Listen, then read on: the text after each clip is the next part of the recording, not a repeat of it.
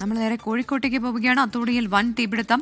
Kannippoyil SR oil മില്ലിലാണ് വൻ തീപിടുത്തമുണ്ടായത്. 4 മണിക്കൂറിന് ശേഷമാണ് തീ അണയ്ക്കാനായത്. അജി കുഞ്ഞുമൻ ചേരുന്നുണ്ട് കോഴിക്കോട് നിന്ന്. അജി, കാര്യമായ നാശനഷ്ടം ഉണ്ടായിരിക്കുമെന്ന് ഉറപ്പാണ്. എത്ര സമയമെടുത്തു ഈ തീ നിയന്ത്രണ വിധേയമാക്കാൻ? ഇപ്പോൾ പൂർണ്ണമായും തീ അണയ്ക്കാനായോ? Gokul, Pravitha, good morning. ഇന്നലെ രാത്രിയിലാണ് ഈ തീപിടുത്തം ഉണ്ടായിരുന്നത്. 4 മണിക്കൂർ എടുത്താണ് തീ പൂർണ്ണമായും അണച്ചത്. അതായത് നേരത്തെ നമ്മൾ പറഞ്ഞതുപോലെ അത്തോളി കണ്ണംപൊയിലെ SR ഓയിൽ മില്ലിലാണ് തീപിടുത്തം ഉണ്ടായത്. 5 ഫയർഫോഴ്സ് യൂണിറ്റിന്റെ ശ്രമഫലമായിട്ടാണ് ഈ തീ പൂർണ്ണമായും അണയ്ക്കാൻ കഴിഞ്ഞത്. ഓയിൽ മിൽ പൂർണ്ണമായും കത്തി നശിച്ചിട്ടുണ്ട്.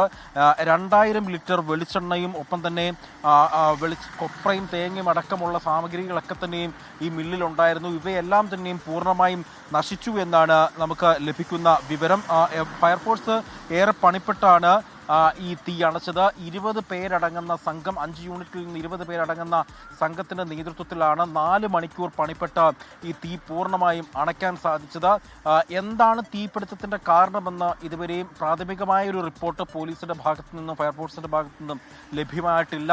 അത് ഷോർട്ട് സർക്യൂട്ടാണോ മറ്റ് കാരണങ്ങളാണോ എന്നുള്ളതിൽ വ്യക്തത ഇനിയും വരാനുണ്ട്. ഏതായാലും ഇന്നലെ രാത്രിയിലാണ് നാടിനെ നടുക്കിയ ഈ ഒരു വലിയ തീപിടുത്തം അത്തോളിയിൽ ഉണ്ടായത്.